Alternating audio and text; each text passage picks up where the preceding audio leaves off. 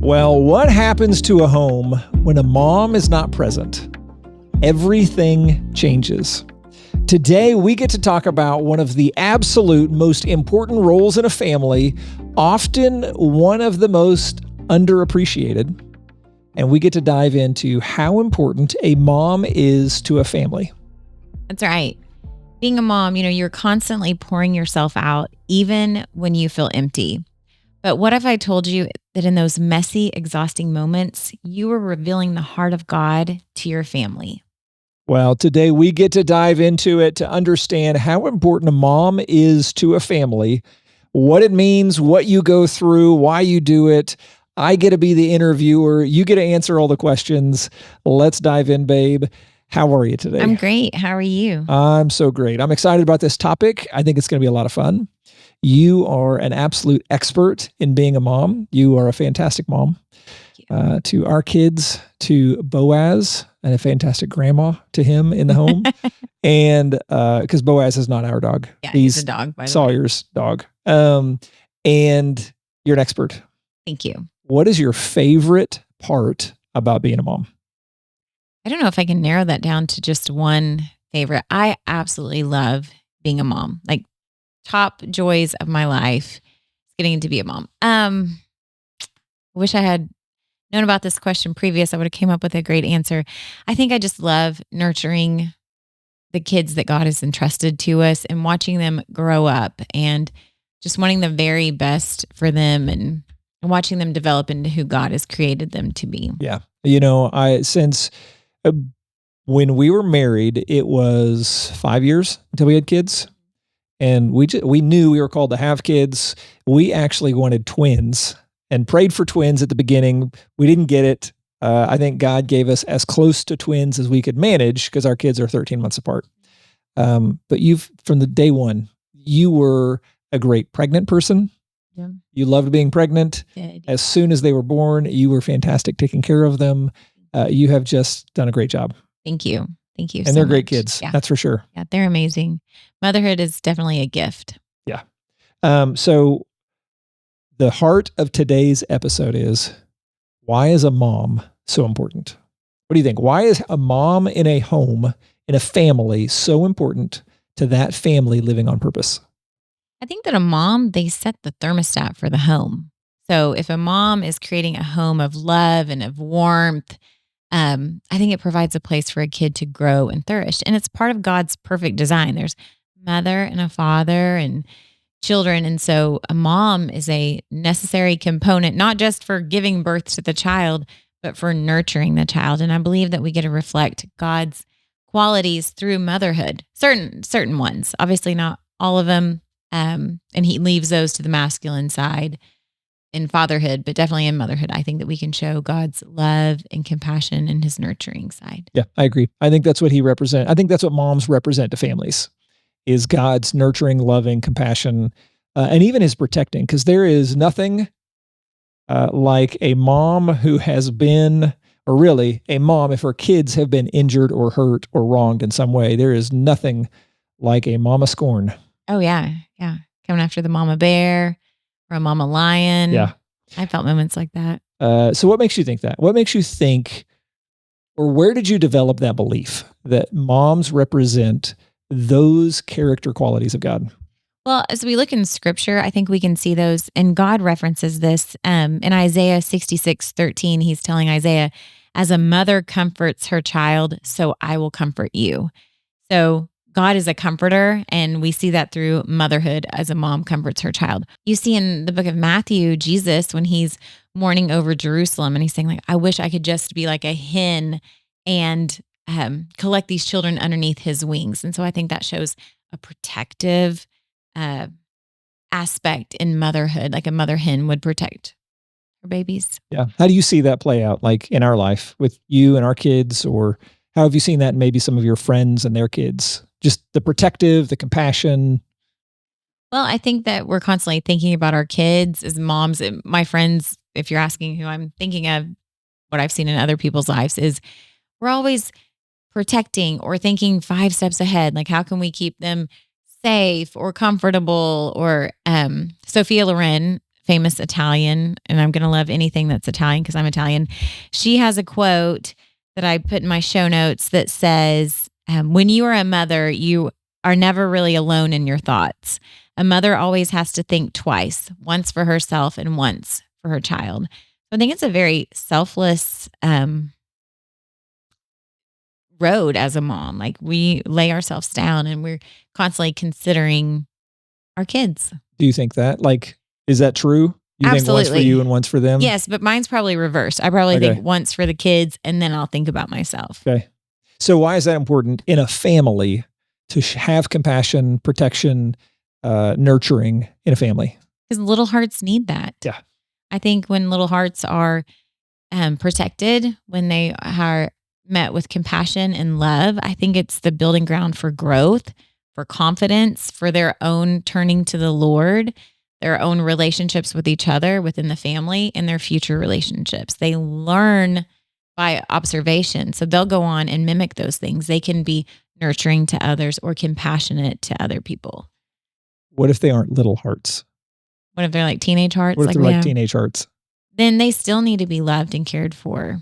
Always. I think a parent's love should always be for the betterment of their kids, loving them, fighting for them, pursuing their hearts, their minds. I think that's our duty. Okay. What if somebody's listening and they don't have kids in the home either yet or their kids are grown? What would you say to those moms? I would say that having a maternal love does not have to be from someone that you have birthed. So for instance, I have several friends and their moms I associate with a maternal love towards me, the way that they've poured into me are just the sweet, nurturing ways that they've walked with me through life. And I feel that same way about kids that are not my own, our kids' friends, girls that I have taught in Bible study. I have a very maternal love for them. And so it does not have to be in your blood line, a child that's you have birthed. It's just a special maternal love, just a love that's nurturing, unconditional, compassionate. Okay. So how does God do it? You're nurturing, you're compassionate, you're loving. That's you. What if a mom isn't that way? What if a mom wants to be that way and isn't? How do you feel like God equips moms to accomplish their role or their position in the family? How does he do that? How does he equip you as a mom? Well, I think it's different. I think you're asking two questions. So your first question is, what about those moms who aren't? Sure. Yeah. That don't Yeah, go in have that innate nurturing. Like Yeah. they're just not born that way. The first place to go to get equipped is through God. You know, like I think a mom can say, man, if they're feeling harsh or rigid or they're not soft, God, soften my heart towards my kids. Help me to be graceful to them. Help me to be loving or tender or I think it has to come from the Father. I also think it comes from the Holy Spirit, having his fruit that have love and joy and peace and patience. And so I think our strength and our attributes come from the Lord, but it has to be a surrender to them. You ask about me, how am I nurturing? I think I was just born this way. I think that's the way that God created me. I mean, I wanted kids ever since, you're a little girl and you plan a wedding, and I always knew I wanted to be a mom. So it was very natural. It wasn't forced. It was met with excitement and anticipation. You used to practice with cats, taking care of your cats? Yeah. Yeah. I was their teacher though. Oh, okay. Yeah, I was That's a right. teacher. That's right. Not their mother. Mhm. Yeah. Keeping them in line. Yeah. Teach them school. For sure. But I did have a lot of practice with our first dog. This is true. With Roger. Yeah. As being his mama. Yeah. We had him before we had the kids. Yeah. And I just think I've always had a maternal sense about me. Okay. That makes sense. So where do you think, okay, it comes from God, but you have a kid day one. Do you just automatically know everything? I mean this, because like as a dad, it's totally different experience. As a mom, how do you know what to do? I mean, you don't know. I don't think you ever know everything because every day is different. And when we're doing things for the first time with one child, it's different than doing things the first time with another child. So a lot of us from having a baby was figuring it out as we went along. I mean, Sawyer cried a lot when she was firstborn, and we couldn't figure that out. Just bouncing her and figuring out what works. Oh, she likes to look at the lights and Yeah. walk around our home and sing our made up songs to her that we still sing. But no, I mean, I think everyone can pretty well know how to keep a baby alive. Let's keep him fed. Let's keep him changed. Yeah. Let's keep him safe. They're not being suffocated by something. But I think it's a learn as you go process. Okay. So moms are nurturing, they're protective, they're compassionate. Where do moms struggle?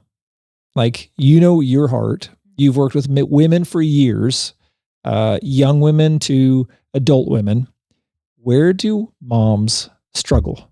I think the biggest struggle for moms is probably mom guilt with not doing enough, or maybe having made a mistake and then feeling guilty with that, or having multiple children and only being able to give so much of yourself to each child. I think there's always a level of guilt of should have, could have, would have. I think mom guilt's the big thing. Yeah. Okay. So how do you overcome mom guilt? Well, I think you have to figure out, is this true? Is this something I should truly feel remorseful about or guilty about? Or is this the enemy trying to just break me down, to where you're ineffective because you're on an axle of guilt versus just having grace. And I think motherhood takes a lot of grace. How do you do that? Okay. So moms, they have mom guilt. Yeah. And mom guilt in itself will not cure mom guilt, right? Like, I mean, thoughts can't overcome thoughts.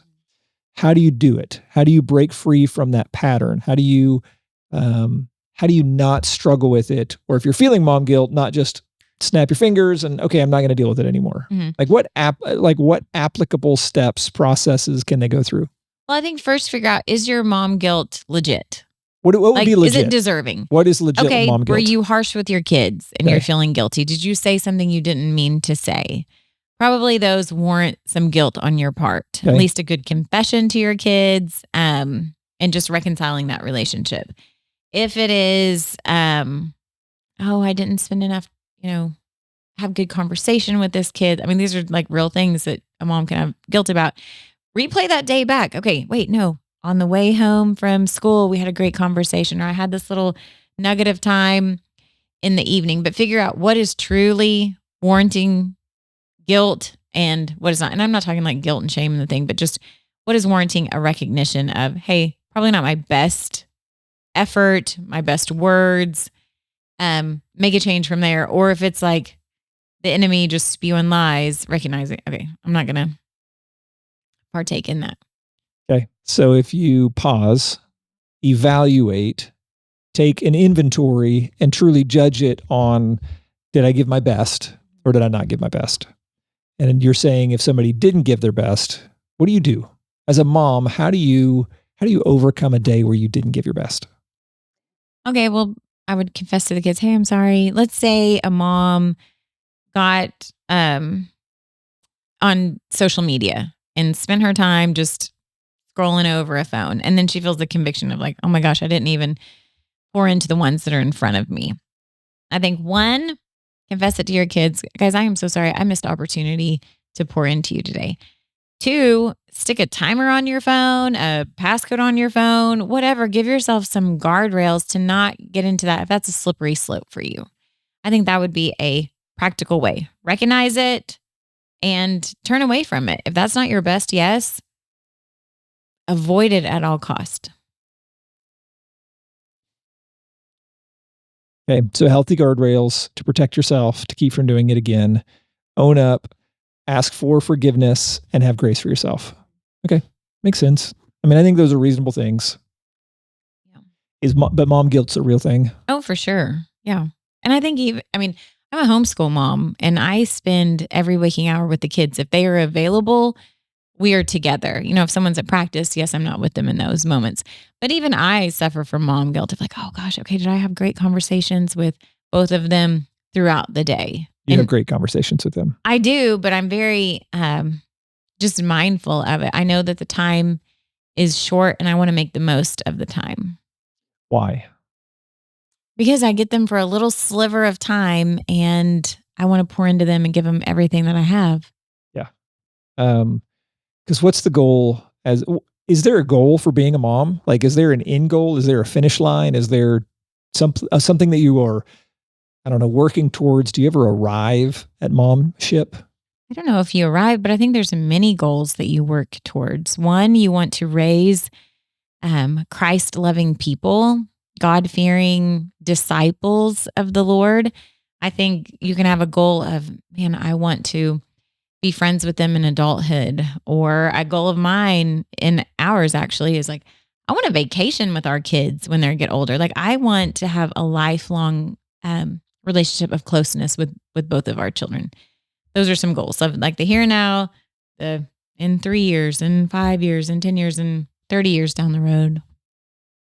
But it all hinges on what we're investing in them. You know, are they going to, even that, I want to raise a Christ following child. Okay. Are we teaching them to love the Lord? Or are we being a good friend? And I mean a good friend, not a yes friend, but are we having those attributes that they're going to want to be friends with us when they're older? And I'm not saying be the cool parent and don't say no or anything like that, but are we being trustworthy and faithful and loving and kind, that we are the people that they want to have journey with them through life? Okay, so if you had to say one or two things, mid-episode break, if you had to say one or two things on how to mom on purpose, what would you say? I would say be all in. That's my best advice. Be all in. Give your children all that you have, or whoever you have that maternal relationship with, whether you're mentoring other women, and or young men. Like if you're have a maternal relationship with a boy or a girl, be all in. Give them your attention. Give them your focus. Give them your love. Unconditionally love. Yeah. Okay. That's good. So what do moms need in order to make that happen? Like as a dad, as a husband, how can I best support you in the home and help to know what you need or give you what you need?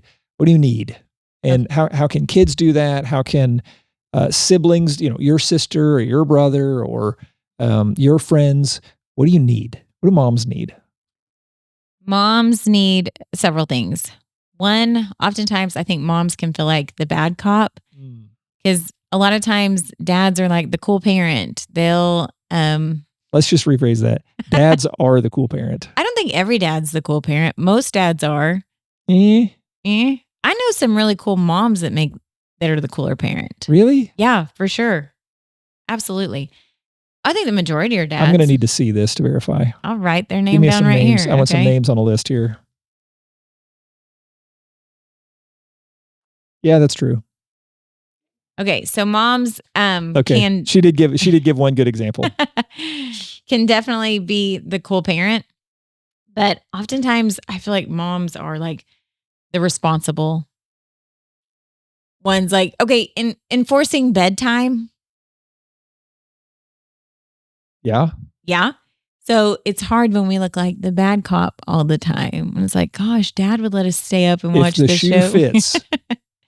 So, not having us be the bad cop is number one. Okay, how does a dad do that for his wife? Okay, let's say that bedtime is whatever time, 8:30, 9 o'clock. If you're noticing the clock is getting close, maybe don't start that extra game or that program or whatever. Like be on the team, be on board. Hey kids, okay, we need to be wrapping it up. It's getting near bedtime. That way mom does not constantly have to be the enforcer. I think also asking questions, how can I help you? Yeah. Because I know a lot of times like I'm cooking dinner and you've worked all day. And so then you got to be like the fun parent. I just am the fun parent. You are the fun parent. I will say that. That is true. I'm a good parent. You're a great parent. I'm not the funnest. I'm fun. You are too. You're fun. I'm fun, but I'm not the funnest. You're the funnest parent. Well, what I love right now, we got a ping pong, just a set for our island. And man, the kids and I have been having a blast with that. Yeah. Just set it up and have a couple ping pong games in the middle of the day. Yeah. And Sawyer has been smoking She you. did smoke me yesterday. Yeah. I got her today, but she smoked me yesterday. Yeah, she mopped the floor with you yesterday. Real Okay, good. so you feel like you're the bad cop. Yeah. And the best way to overcome that is to be a partner. Yeah. Be a teammate. That's right. And I was talking about making dinner before we talked about the funnest parent.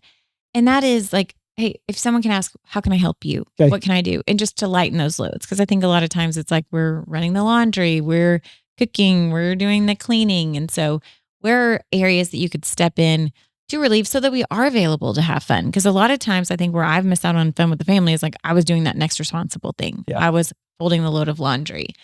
Or, when you guys went outside and then you're outside for like 20 minutes and then I come and join you. So I think asking where you can help out to ease the burden so that more time is available for mom to get in on the fun. Do moms feel under or unappreciated? I think that depends on the mom. Okay.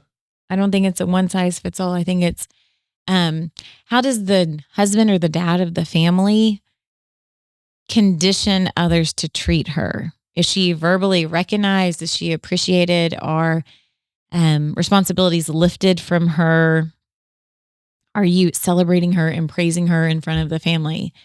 I think it depends on the mom and in her own family.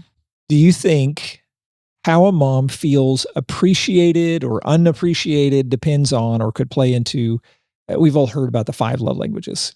Does she like gifts or words of affirmation or quality time or acts of service? I think that's 4. I can't remember the other one. Physical touch. Do you think that plays into it, or do you think it's kind of standard across the board? I think love languages definitely play into it. Okay. Yeah, for sure. Because if a mom is not being, or a woman or a person is not feeling love in the way that they receive it, then they would not feel appreciated in that way. Yeah. So if a mom was acts of service and then all she's getting is gifts, she's probably going to get to the point of, I could care less about the gifts. Can you just help me in this area or something like that? So that's a great question to think about is love languages for sure. I've always heard for moms, their general needs are love and security. So they need to feel loved, which plays into love languages and feeling appreciated. And they need to feel secure, emotionally, spiritually, physically, financially, some other way. But they need to feel secure, like they have a foundation, and then they can go build and pour into their family. Mm-hmm. But when one of those things is out of balance or isn't secure, it kind of puts them off. Is that true? Not true? What do you think about that? Yeah, I definitely think that a mom needs to feel secure and love. Is that the other one that you said? Yeah, loved and secured. Yeah. For sure. Yeah, because I think that's just kind of a basic need of a woman. Yeah. And I think when we feel safe, that's one less thing for us to be worried about or concerned about. And then we are better giving our time or of ourselves because we're not distracted by other concerns. Yeah. So, if you think about it, it's whatever Maslow's hierarchy of needs. If you have food and shelter, then it moves to the next one and on. Because we're problem solvers. Moms especially are forward thinkers and solve the next immediate need in the family. And so if those big pieces are taken care of, then they can begin to focus on character development. Right. Yeah. But when maybe security or areas of security are not there, or they feel unloved, they're trying to solve those needs instead of work on character development in the kids or whatever. You're right. Yeah. You're right. Our family of origins all look different. And so sometimes a mom has had motherhood modeled for them beautifully. Right. It's like, oh, I'm going to nail this as I'm a mom. And other times it's not been modeled for them. And so it's like, I don't even know what to do here. And I think our first place that we can turn to is the scriptures, because earlier, we're talking about God saying, okay, the compassion of a mom, or you see the protective of Jesus. Okay, I want to collect these people as though a hen would collect her chicks underneath her feathers. Also, I just recommend going to the scriptures. What does motherhood look like, or what are those attributes? And then praying into those. 1 Thessalonians 2:7 says, but we were gentle among you, just as a nursing mother cherishes her own children. So there's two things right there in that scripture. Okay, gentle and then cherishing your children. And also, if it hasn't been modeled by your own mom, find good moms that are out there and get mentored by them and ask questions, and don't be prideful. If there's times where you're like, I have no idea what I'm even doing in this, with our daughter, because there are so many people out there that want to give of their time, and they have love to give, and they have time to give. And so don't be prideful. Just say, I need help, or how did you do this? Wow, you do this really good. Can you share with me how to do this? That brings me to a great thought. How would, the mentorship, or the procuring a mentor or a leader, in this case, a mom, a spiritual mom, is always a question we get when we talk somewhere, when we help somebody. If I talk to a group of guys and they're looking for mentors or men to follow, but that concept is always a little odd. It's uncomfortable. Hi, Gina, will you be my spiritual mentor? Mm-hmm. Like, that feels like such a weight that you're putting on somebody, and the person you're asking might not even know what that means, might be overwhelmed by that, might reject that thought because I don't want to let you down because I don't have it all figured out. Right. I would encourage anybody listening, hey, if you need a mentor, and so correct me if I'm wrong as it comes to women and how you would do this, but probably the easiest way to do it is just, hey, I saw the way you did that thing well. Can we grab coffee and talk about that? Yeah. Or, hey, do you want to go grab some coffee sometime? It's literally as simple as that. Oh, and it creates an opportunity to ask questions rather than, will you be my spiritual mom? When I found a mentor, I don't know how many years ago that was, 14 years ago, I had asked her, I was so impressed with her in Bible study class. And like, gosh, she could rattle off the verses. And then going up to her at the end of the 12-week study and just, hey, I asked, do you mentor women? And she's like, no, I used to, but I don't do it anymore. And I gave her my phone number. Okay, if you ever think about mentoring, will you please keep me in mind? And even though I was rejected then, and I thought that was the end of the story, it was like a week or two later, she called and, hey, I prayed about this and the Lord wants me to mentor you. And then that was wonderful for not only me, but also for our family to get to have her in our life. And while it was like, I can't remember, 10 years of mentorship, it's just kind of morphed into such a close family friend. Right. So it's okay to be rejected. And I think there's been times you've been rejected in mentorship, trying to find someone. In the dude world, it's crazy hard. Yeah, it is. So don't be fearful of that. I think moms going through the scriptures, I want to point out a few things. I had mentioned the Proverbs 31 mom or woman in there.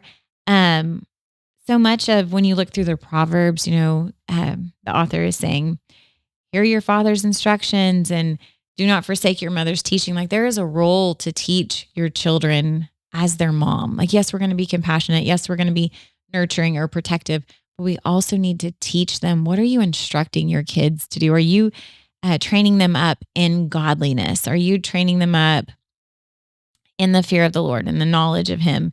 There's so much to do with that. And I want to say that kids are an absolute gift from God. They are never a burden or a nuisance or an interruption to your life. They are a gift from God. And when you see the scriptures of Psalm 127:3, behold, children are a heritage from the Lord. The fruit of the womb is a reward. And it's laced through there that children are a gift. And I think with women, there's often this tension of trying to be themselves or whatever the world will feed us, like make a name for yourself or climb the corporate ladder or do all these things that sometimes children can be viewed upon as a burden. And we see this on social media a lot, or we hear this. I hear it from women. And it's, oh gosh, they're they're out on a snow day. What am I going to do with these kids? It's as though they feel like they're in their way, or I've got to get through this many more weeks of Christmas break or summer break. And it hurts me to hear that, because I think I would be the opposite. Like, oh my gosh, they've got to go back in 2 days. I hope it snows and then they can stay at home another day. And I just want to say, like, you can work, and many moms do work outside of the home, but hopefully that's during the school day, that when you're off work and your kids are home, that you can take the time to be all in. I think with the society that we live in this era with social media, so many people are trying to make a name for themselves and be influencers, that they are more invested in influencing people that they don't know than those who are in their home that God's actually entrusted to them. And that in doing so and doing the influencing, their kids are kind of pushed towards the sideline. So it's okay to influence people. I don't have a problem with that. But are you doing it at the expense that you're not even influencing the ones that are the reward, are the arrows in your quiver? Yeah, I think it's a great thought. I think you're absolutely right. In fact, one of the things I was going to ask you about is, and you answered it already, I think, is the misalignment between the heart of a mom and what culture says to moms and women right now. And that is, more is better. Yeah. Bigger house, bigger car, all of that, which pushes them. What would you say to moms who have to work? It's mostly it's normal work hours, middle of the day, 8 to 5. Yeah. What would you say, or how would you encourage those moms who feel like they have to work for their family? I would encourage those moms, go and do your job well. And then when you are at home, be all in with your kids. So leave work at the office. And when you come home, give your kids your time, your focus, your attention. And a lot of times I think the culture that we live in today is pushing self, even if it's not like more, which it is, but it's always self. You see the selfies, the self promoting on social media. And I think it's a dangerous trap, and it's a very slippery slope, because I see women, and I know men do this as well, but this episode's about motherhood. They turn so much about themselves and their attention, and it's dangerous because there's a lack of bonding between them and their children. And I think that there's a season for everything. And so make sure what you're doing, is this the right season for that? Is that the right season to self-promote or do other things? Because I think so many times things take us away from the most important things. And we buy into the lie of the more, or the I, promoting self. Yeah, I agree. We do talk a lot about, is this the right season? Is this right for right now? Mm-hmm. And I would encourage moms and anybody listening that determining what the right for right now is really important. Not to have a forever worldview of this situation. So if your kids are in the home and we are saying they and their development and your relationship with them is the priority, let's not pretend that whatever this hardship is, whether it be financial hardship, time hardship, something, is forever. Hey, you can do this. You can do this for a couple of years. You can do this for a year. You can do this for 6 months. You can get through this season, and what's right for right now that pours into your husband and your kids, or your wife and your kids, because this is what's right for right now. And because the truth is, and I tell guys this all the time, you have your kids for a while. You're going to be their parent forever. And when they're out of the house, you will have a much more time margin to go do the things. So enjoy what you have right now, and then go do those things later. Because usually that's in your, early to mid 50s. And so you still feel good, you think good, you're on top of it. Mostly your body is working most of the time. except for you wake up with a weird pain in your shoulder because you slept on it wrong. But hey, there is still a lot of life left to live when your kids aren't around. And if we try to cram all of that into the first 18 or 22 years of their life, I think we miss out on a lot because we can't do it all. Right. Right. And I'm not saying that moms cannot work, and I'm not saying that moms cannot be social media influencers. They certainly can, but they need to do it well by their kids, by their families, by their husbands. Yeah. And if it is cutting into family time, if it's cutting into the marriage relationship or your relationship with your children, see those as red flags. So yes, you can have a job. Yes, you can be a social media worker or influencer, but put some guardrails on it to where you're actually giving your family your best and the social media or whatnot, what's left of you. Well, it goes into everything that we talk about. And that is whatever you do with your family, do it on purpose. And I think for moms, you've been given a specific role, assignment, and identity from the Lord. You've been blessed with kids. So let's take that seriously and let's be intentional about it and be a mom on purpose. That's right. Proverbs 14:1 says, "The wise woman builds her house, but the foolish tears it down with her own hands." I think that is a great verse. We can build our home, but is there anything that we're doing in our lives that is tearing it down with our own hands? So I know I've talked about influencing several times because that's what's going on currently. But I also think about just your phones. Maybe you're not an influencer. Maybe you are obsessed with shopping online or social media, Facebook, TikTok, Instagram, whatever that is. Like a few years ago, one of our daughter's friends asked Sawyer, "Is your mom on Instagram all the time?" "No. Why?" "Oh, my mom is on it all the time." And at that point that she had asked Sawyer, we did not have social media. In fact, we didn't get social media. We had it like 10 years ago and then didn't have it for 10 years. And then with Family on Purpose, we've had it again. But I think what that child was saying to Sawyer is, okay, my mom's on this thing all the time. Is this normal? Is your mom on this too? And so is that something that's tearing down your home with your own hands? Are you not maximizing the limited amount of time that you have with your kids? So I would encourage moms, don't tear your house down with your own hands. And that could come in the form of the way that you speak to your kids.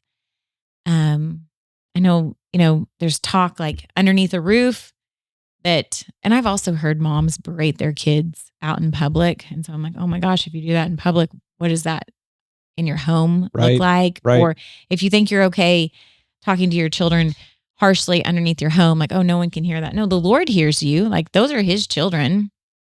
You need to be respectful. You don't need to berate your children by any means. And so that is a way that a mom could tear her house down with her own hands, or not being faithful, lying, embarrassing your children, not protecting their hearts. I think there's many ways. And so be cautious of, are you doing anything to tear down your home? Okay, it's a good word. Yeah. Jacqueline Kennedy Onassis, I actually liked this one a lot. She said, if you bungle raising your children, I don't think whatever else you do well matters very much. Obviously, we don't usually say the word bungle, but like if you're incompetent, is essentially what she's saying about raising your children, then nothing else really matters. And so that to me makes me think of the priorities. Like, are you trying to get it right at home? Or are you trying to get it right everywhere else? You can certainly do both, but if you're not trying at home, I don't know how you could get it right. I agree. Well, I think God has entrusted us with a family, and it's our job to steward that well. It's within his sovereign ability to put these people in our home. And you and I believe that is so that we can live on purpose. So let's be on purpose in the home with what we say, what we do, how we worship, how we lead, how we demonstrate and teach our kids masculinity and femininity and what that looks like. A show that we hardly ever watched. I don't know if maybe we even watched like 2 episodes of the show, but it was How I Met Your Mother. Okay. Yeah. And one of the episodes that we saw, it was the main character, I think his name is Barney, but his mom had like been feeding him full of lies his whole life. Do you remember that episode? No. So, I don't know if she had someone dress up as the postman or she had a letter from him. And what happened was she invited all these kids to his birthday party and then no one showed up. And so I think it was, she read him a letter and it said, Dear Barney, I have lost all of your invitations in the mail from the Postmaster General. And so the mom's like, oh, all these kids would have been here, but the Postmaster General lost all the invites. Or when he got kicked off the basketball team because he wasn't any good. And then she's telling him like, you were too good. You were the best player and you were too good. And so you're kicked off the team. And that makes me think of like motherhood trying to protect her kids, a mom trying to protect her kids all the time. Because you worry about their hearts and you want them to feel secure and you want them to feel confident. And so that was very relatable. Not that I've told the kids lies about that, but I could see how a mom would go to that because it's heartbreaking when you see your kid, if they get their feelings hurt in any way, and you just want to swoop in and save the day. Right. I know. I've got that little dad calendar that I flip every day. And I'm trying to think, it says something along those lines of that. Like, hey, moms love their kids enough to say yes to everything. And dads love their kids enough to say no sometimes. It's something like that because moms would do anything to protect their feelings and make sure they don't get their feelings hurt. Yes. And a dad's general idea is, hey, there's something wrong. Get better at it. Like, let's grow up. Come on. Hey, basketball's not your game. Let's move on to a different game. That's right. That's right. Yep. I just want to protect these kids. And I think that's that mama bear in us and just that tenderness towards your child. Yeah, I think so too. Okay. So as we close this episode, how would you encourage moms out there in 1 to 4.5 sentences? Okay. What would you say to them to encourage them to stay in the fight, take it seriously, and move forward? I would say to all the moms, be all in, love your kids with everything that you have, and love them unconditionally. Because the enemy does want to steal, kill, and destroy. And so he doesn't want harmony in your family. He doesn't want harmony in your relationships with them. But you be dependable, you be faithful, you be unconditional so that they always know I have a safe place. My mom is there for me.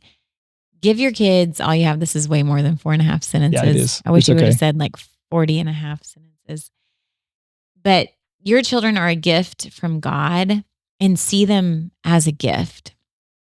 Delight in your children and leave a legacy. Your kids are a gift, and I pray that you see your kids as a gift. Be all in with them. Love them unconditionally.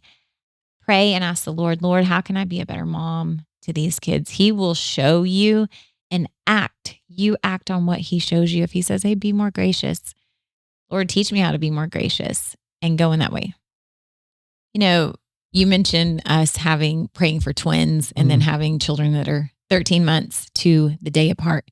And I remember in those early days of motherhood, it was completely exhausting. Like it was beautiful, but also messy. Like I was tired and having them, their ages like that, they were kind of sandwiched. So where Jack was taking 3 naps a day, Sawyer was taking 2, but they sandwiched. So they looked like this and there wasn't ever that break. And I remember older moms telling me, okay, Gina, the days are long, but the years are short. And I never believed that because I was just in those long days and I loved every single day. Don't get me wrong about that. But now that our kids are in their teen years, I see the truth in that it's absolutely true. The days are long, but the years are short. And as I look back, it's gone in a flash and I just want the sun to stand still. Have you found that the years go by fast, like in a dad's perspective? Oh, 100%. I mean, you wake up and your kids are teenagers and they're great teenagers. Don't get me wrong, but it is hard to believe that they are as old as they are. And they're in my mind, So Jack's 16 today, Sawyer's 17. And in my mind, they are still like 10 and 11, 11 and 12. Okay, yeah. They're like 7 and 8 in my mind. And I can still see them through that. It's a weird paradigm to have kids that are ages that I remember being. Mm-hmm. Like, do they process the world the same that I do? Do they think the same things that I thought? Are they dealing with the same things? So it's really interesting. But going back to them being young, I remember there was one day. So you got to stay at home with the kids, homeschool them. But even before they were in school, I remember one day that you were ready to throw in the towel. Yeah. It was just go get a job. Disaster day. I don't know if I wanted a job. I was told I needed to get a job. Oh, that's what it was. Okay. Yeah. I didn't want to. I was just having a really hard day. And without embarrassing the kiddos, I mean, it was disaster after disaster. Diaper disaster. It was crowns in the grout of our tile in the kitchen, which is like next to impossible to get out. And I remember calling my dad actually, and I was crying and like, oh my gosh, this is so hard. And he said, okay, I'm going to come pick you up. We're going to go for a drive. And my sweet neighbor came over, sat with the kids while I went on a drive. I think my dad and I ended up picking up a pizza. He was like, I just don't think this stay-at-home mom thing is for you. And I'm crying. I'm like, no, it is for me. I'm just having a bad day. And so to you mamas who feel like I did, that you're exhausted or you're having that bad day, stick in it. Stick in it, because bad days, they're going to come, but the good days outweigh the bad days by far. And I don't want you to ever feel like you're isolated, thinking you're the only mom that's going through that. Because 17 years ago, I wasn't dealing with social media. Mm-hmm. The comparison trap was really not as strong as it is now. But I think for a poor mama now, if she gets on the internet, she can see a mom of a newborn or a toddler that has their hair done up and their makeup and their house spotless and everything. And like, gosh, I can't even get my hair brushed out today, or I haven't put on makeup in 2 days, or my house is a wreck, and thinking you're the only one, when that's not true. Like, chances are with that mom, with the toddler, maybe she had help. Maybe there's stuff that's going on behind the scenes that we don't know. And give yourself grace. It's okay to feel like it's hard and to feel like it's tough, but that work is worth it. Yeah, it is worth it. It is worth it as you're pouring into the kids, into their development, their who they are becoming. Something you said years ago made me think about what you just said. It was like, hey, look at the way biblically that people would grow up. Moms and families would live in communities, and there was a built-in community. Right. Here in the West, we're so individualistic that we have our gated neighborhoods, we have our garages. You walk in the door, you hit the garage, and you hit the button, and it closes. Privacy fences, all the stuff that we build out, that built-in community, because in biblical times, you're in the midst of a community, and you're not the only one with a baby. Right. And you're not the only one in your season. And there are others that can help in a situation. There are others that can step in if you're having a bad day. There are others that are going through the same stuff. Absolutely. Oh, yeah. Someone to hold your baby so that you can take a shower. I don't know if they had showers back then. Well, I'm saying today, if it was like that today. If it was like that today. There would be someone that you can, instead of trying to take like a 60-second shower, like you can actually get in there and let the water run over you and be refreshed in there. But yes, just someone to help, someone to talk with, someone to walk with through that. And take a shower. Who plays Liz Lemon? What's her name? Oh, I can't think of her name. Tina Fey. I think she wrote a book about motherhood or something. And she's like, you're owned when you can't go to the bathroom by yourself. Oh, yeah. Without a toddler opening the door and coming in your very personal space, and they are right there. That's right. You belong to somebody else. Yep, for sure. But those days are long, but the years are short. So you're going to get through this. Yeah. And don't for a second think you're the only one that's having a hard day or not doing it to the best of your ability. If someone's like, oh, they do it so much better than me. That's not true. Everybody has struggles. Just some of us choose to voice them and some of us pose. What about if they're not young, but the days are long with teenagers? the years are still short. Yeah. I mean, truly, like right now, and we homeschool our kids, and like, okay, I think I'm going to flunk them this year, and then I think I'm going to flunk them next year, just because the time is flying by. So you're going to get through this, and we can draw on the Lord's strength for all of those hard days, for the hard days in the newborn with, when a crying baby, we couldn't figure out what was wrong with Sawyer. Like, why is she crying?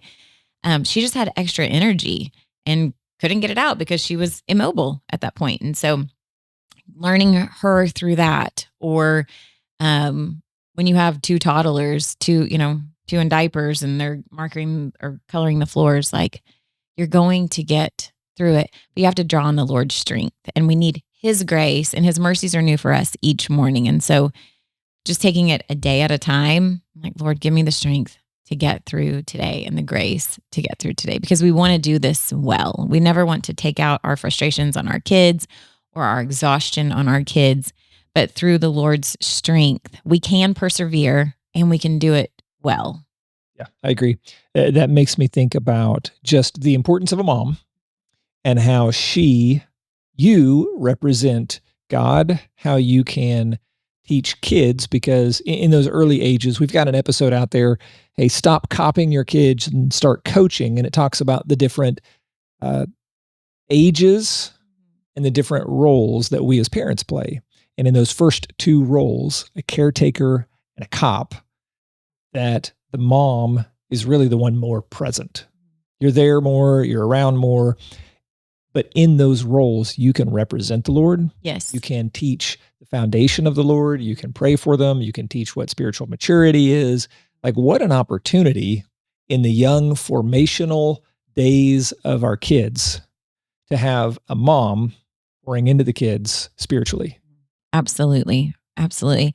And I have read studies that, like, the personality of a child by the time they're 5 is kind of how you can envision them as an adult, having those same tendencies, or just personality. And I think we've got to invest in those early years and give our kids all that we can, because it's not just today, it's who they are when they're 5, who they are when they're 15, who they are when they're 55. And it starts with that foundation. And so we can show them God's love, God's kindness, God's unconditional love, his presence. Hey, I'm here for you. I show up when you need me. I can comfort you. Everything that will point them back to the Lord. But I think when they have that security, and when we're building them up with our words, I think that's so important, because with our words, they go on to believe in themselves. And if we're tearing them down and making them have limited views about themselves, what a disservice to our kids. Like, as I was preparing for this, I was looking through quotes of people about their mom. And Pablo Picasso, he said, "My mother said to me, if you are a soldier, you will become a general. If you are a monk, you will become the Pope. Instead, I was a painter and became Picasso." But look at that mom. Hey, if you're a soldier, you're going to go to the top there. If you are a monk, you're going to go to the top. Why don't we give wings to our kids that you can do anything? But our words and our presence mean so much to our kids. I know in your dad calendar, in your flip dad calendar, it says kids spell love Time. So give your kids your Time.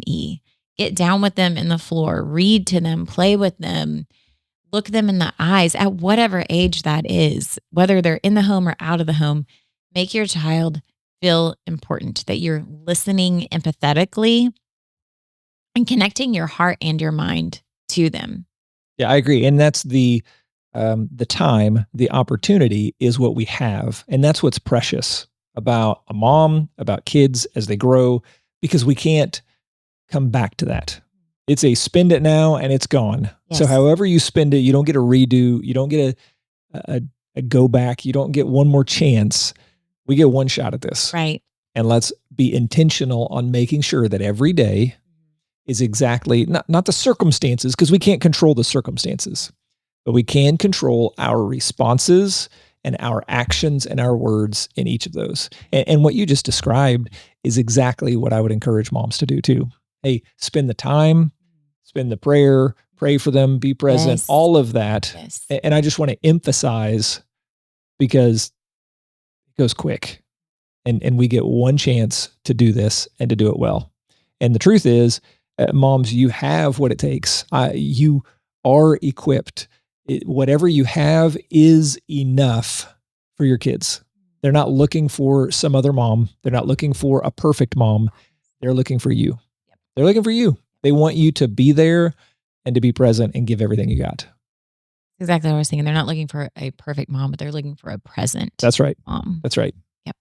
And oftentimes I've thought of, okay, if this was my last day here on earth, what would I give to you? What would I give to the kids? And so having kind of that mentality of, hey, if this was the last day, would I be spending it reading? Would I be spending it scrolling? Would I be spending it watching TV? No, I would be spending it soaking you in and soaking in the kids. And that's what I encourage you to do. Soak in the joyful gifts that the Lord has given you. And I know some kids are super difficult. We have friends going through problems with their children of all ages, young and in high school, from that whole span. And I know that you can get weary in every day, feeling like Groundhog Day, or trying so hard, I'm praying so hard. But God has purposed that child to be your child. And sometimes those things are refining to us. Sometimes it reveals, okay, I am very impatient. I need to pray for patience. But we have to draw on the Lord. Lord, I don't know what I'm doing in this situation, but He formed them. He knows the very hairs that they have on their heads. And so let's seek Him. God, how do I love this child? How do I help this child? And I think when we go to Him, He will show us how to love them, how to care for them, and how to care for ourselves through it. It's definitely a dying to self. That's what I was going to say. Is motherhood is parenthood. Yeah, I think parenthood, both for sure. is a dying to yourself Mm-hmm. and a recognition of where we need to grow and mature. And it's a mirror held up in front of us, Right. as to, oh, that's still in me, and I want to get rid of it. Yep. And, you're raising people that chances are they're going to imitate some of parts of you, right? Like we imitate some portions of our parents. I think about my grandkids, like, well, how do I want my grandkids to be treated? I want them to be treated the best. So model it well for your kids, because your kids deserve it. But what you're doing is investing in future generations. And so model what a mom looks like, what a son and mother relationship looks like, or a daughter and mother relationship looks like, so that your kids, you're investing in them, but then you're investing in future generations. Right. I agree. When I talk about future generations, it's a legacy. And this is shown in 2 Timothy 1:5. And it says, when Paul's talking to Timothy, he says, I'm reminded of your sincere faith, a faith that dwelt first in your grandmother Lois and your mother Eunice, and now I'm sure dwells in you as well. So let's leave a legacy of faith to our children, modeling what it looks like to pursue the Lord, to hear Him and obey Him. I'm studying the book of Luke right now, and I feel like every couple chapters, Jesus is hear and obey, hear and obey, hear and obey. Okay, if that's what Christ is teaching me, I'm going to teach my kids that, because you have to hear and obey. But leave that legacy of faith. What do you think about that? Well, I think yes, leave the legacy of faith, but I think that's a great example of, oftentimes we hear about masculine leadership, masculine faith, and the dad being the spiritual leader of the home, which he is. Ultimately, that mantle is put on him. All leadership, I think, is put on him, as God, Christ, dad, the family. But I think that's a great example of spiritual leadership, like we were talking about, being handed down from mom to mom to mom. Like, hey, here's generations that she was a great spiritual leader. And because of that, she instilled it in her kids. And I think it's great. That's good. Made me think of something. So many times we hear about people coming to Christ, and it's always from somebody who's prayed for them. Oftentimes you hear like, oh, my grandma would pray for all the grandkids by name or whatever. Right. Like, pray for your kids. And there are so many things to pray for your kids about. I think it's easy to get in this little box of like, God, keep them safe. God, keep them healthy. But now that our kids are getting older, I'm like praying for their spouse is all the time, praying for Sawyer's husband and Jack's wife, or just their development and tapping into God. What do you want me to fight for them in prayer for? What do you want me to contend for them? And get out of the box. And if you find yourself stuck in a box, like there are so many books and resources out there, or Google it. What are things to pray for? And their character is huge, and pray for them to have integrity, and pray for them to flee darkness. And Lord, if they are about to sin, like let sirens go off and don't let them come near that. Yeah. Our prayers matter, and our prayers make a difference, and they make a difference for generations to come. Oh, I agree. And I can think of two very specific stories that you're talking about where a mom has been faithful to be the prayer warrior for her family, her kids, her grandkids, her extended family. One, she takes a name out of a bucket every day, right? And she prays specifically for that person in depth. But she has dedicated time. And I think that that's a gift when moms do that, is they have the time margin to do that. Another example is some friends of ours, their mom brought out a journal. It was like, look, this is the way I've been praying for you over the years. Yes. Here you go. All my kids, all my grandkids, writing it down. And what a beautiful gift for that family, the prayer and then the evidence of the prayer. Right. So that, like, I think that is an incredible way that moms, I've heard, I don't know a whole lot of dads that do that. I've got some friends that do that. They're fantastic at it, but I don't know if that's common because moms are so relational oriented. Yes. That praying for their family and their future and their spouses and their grandkids, like all of that is normal and great and such a blessing. I think dads are so leadership oriented. Hey, am I doing the right things? They're action oriented. Am I doing the right things? That I think oftentimes guys don't take enough time to stop and pray that way. But I hear moms do it often. And what a gift. What a gift it really is. So if you're not praying for your kids, just start. Just start. Give thanks for your kids. Like every day, whether it was a bad day or a good day, Lord, thank you for that little person that you have entrusted to me.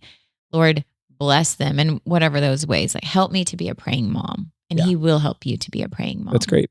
Well, I mean, and sometimes seasons change and it pushes you or draws you to prayer. Yeah. Right? Like, I mean, take example when our kids started driving. I think that was an example of you having to release and let go a little bit, which I think probably drew you or forced you closer in prayer to the Lord because you had to rely on Him. You can't be in that car with Him every day. That's right. And I always knew, okay, when they start driving, that's probably going to be my hardest time of motherhood. And I've had family and close friends say like, okay, Gina is never going to let those kids drive. And if you knew me previous to them driving, you'd be like, they're so right. Yeah, she's not going to let them drive. But then here they come and they get their driver's license. And it was like, God gave me the grace for what I needed then because they're His kids. Like I think, oh, they're our kids. Right. They're His kids first. And then oftentimes in parenting, like when I'm praying, I'm like, Lord, what do we do with our kids? Like, that's funny. I've never said that me ever. And Derek. Not once. Yeah. Cause I see him as there. So I'm like, what do we do with them? Cause he knows them. And so my point is this, if you're worried about those future things, like God is going to give you the grace when you need it. When they were 10, I didn't need the grace for them driving then. When they turned 16, I certainly did need the grace then. And so that was always like the driving. Oh my gosh, it's going to be so hard to just pry my hands open. Now I think the next milestone of difficulty that I'll be reaching is marriage. We're not even going to talk about that. We're not even going to think about that. No, let's go there. Nope. Let's go there. But I know that when we get to that point, that God will give us the grace then. And I know that because of what we've built with our kids, that they trust us, we're going to be a trusted advisor in their life as they're choosing their future spouse to say, I trust my mom, I trust my dad. They're giving me the green light in this. God has given me the green light in this. I'm going to go. Or, hey, my mom and dad are hesitant with this person. They've seen red flags. I trust them. But God will give us that grace. Probably when they have grandbabies, like if I know a lot of grandmas who are like worried about the mom who's pregnant and the baby in the womb and everything. But when we get to these points, God gives us what we need then. And his grace is sufficient. It is. It is sufficient. I never want to give off the impression that I'm a perfect mom. I'm a mom who tries. I try to be perfect, but I certainly fail. And as we look over the years, we were on a trip. I can't remember. I think we were in Florida. Somewhere where were we, babe? I don't know. I do not know where you're going with this. Okay. Well, my mom fail of that year. Like I'll say, my mom fail of 2000. That was South Carolina. Okay. We were in South Carolina, and my mom fail of 2022 was being on the beach with our kids. You were in a meeting. We were on a ministry meeting. You're in the meeting. I'm on the beach with the kids, and our dog Boaz had been doing really good off leash. He was a pup. He was like 2. Yeah. Right. I think then. And so I'm telling Sawyer, who it's her dog, I'm like, just let him off the leash. He's going to do fine. And she's like, no. She's so resistant. I'm like, no, we're not going to have fear. Because I was fighting fear in her. That was what I thought I was fighting. I was like, no, I'm going to come against fear. We're not going to be fearful. Let him off the leash. We were the only people on the beach. So I convinced her to do it. She lets him off the leash. And that dog took off running to the point we never thought we were going to get him back. And he was, what appeared like a mile down the beach, and he's in and out of the water because all these birds, he was chasing the birds, and he's like swimming in the ocean. It was an ever living nightmare. And we heard about 12-foot crocodiles that were in the area. Yeah. Just a couple the day before. So there's like a swamp on the other side, and we don't know where he's going to go. And Sawyer's having an asthmatic response. And it was horrible. I don't have her inhaler. No, nothing. And that was my mom fail of 22. And so it's okay to have those mom fails, because I learned from it. Okay, I'm not going to convince her to take that dog off the leash anymore. And recognize, okay, what is truly fear and what is really discernment? That child had discernment in that moment and knew that is not the best place. But her and I, our relationship did not change. She still loves me, adores me. I love her. I adore her. She trusts me. But it's good for our kids to see us. We can make a mistake, and how do we handle that mistake? Mm-hmm. And I came to her, I'm like, I am so sorry, like in full repentance, or baby, I am so sorry. Please forgive me. I made such a bad call in this. And I say that to say, confess your sins. Don't be prideful and act like you never do anything wrong because you're the adult in this situation. Like, we are all human. There is one perfect person, Jesus Christ. And if you aren't him, you're not perfect. You are imperfect. And so owning it, I think, is so huge. And it teaches them how to confess, how to ask for forgiveness, how to be reconciled to each other. Because when it happens here underneath the home, it's easy for them to go out into the world and do that with their friendships, with their future spouse. How do you work through a problem? Yep, I agree. It's a great point, babe. It's a great point. I know we talked so much about motherhood today, and I want to reiterate that we can have a maternal relationship with people of both genders, male or female, who are not our biological child. And so remember this, like everything that we've talked on today, pray for that person. If they're not your child, you can still pray for someone that you have that maternal love for their life, for their future, for their children, for their spouse, and whatnot.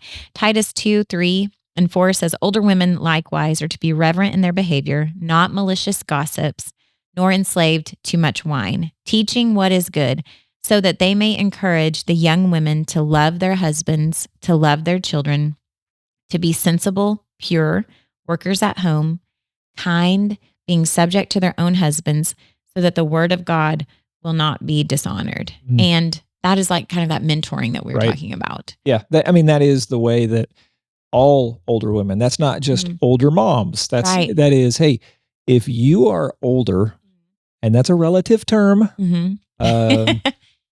but you're mature in Christ, if you're older than some other girl, yes, yeah, you have something that you can help and hand down. You don't have to arrive somewhere. You just have to be one step or a couple steps ahead of somebody to teach those things.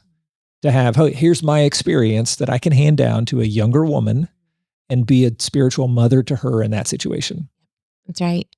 And with saying that, here's my experience. Some of our experiences are horrible. Some of our experiences are sinful. Some of our experiences are amazing. And so you can share and mentor someone with, hey, here's where I got it right. Here's where I absolutely got it wrong.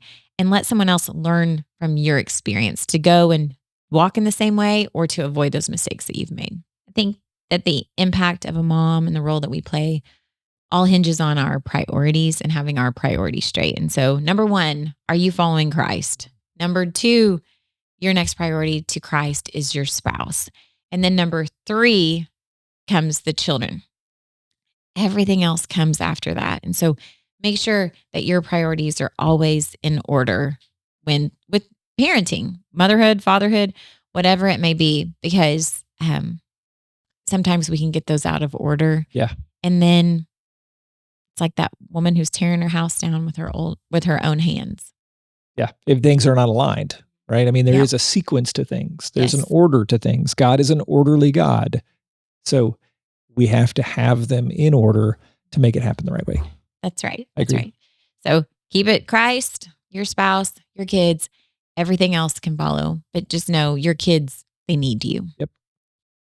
Well, I think it's a great encouragement to all the moms out there and all the dads too, to remember your kids are important and loved, and it's our job to steward that relationship well and to steward our family well. Thanks for answering all my questions. No problem. I know I threw a bunch at you, but hopefully for you out there listening, that something stuck, something came through, and just, babe, your heart to be an incredible mom came through on the podcast on this episode and encouraged and inspired some other moms to do it the way you do.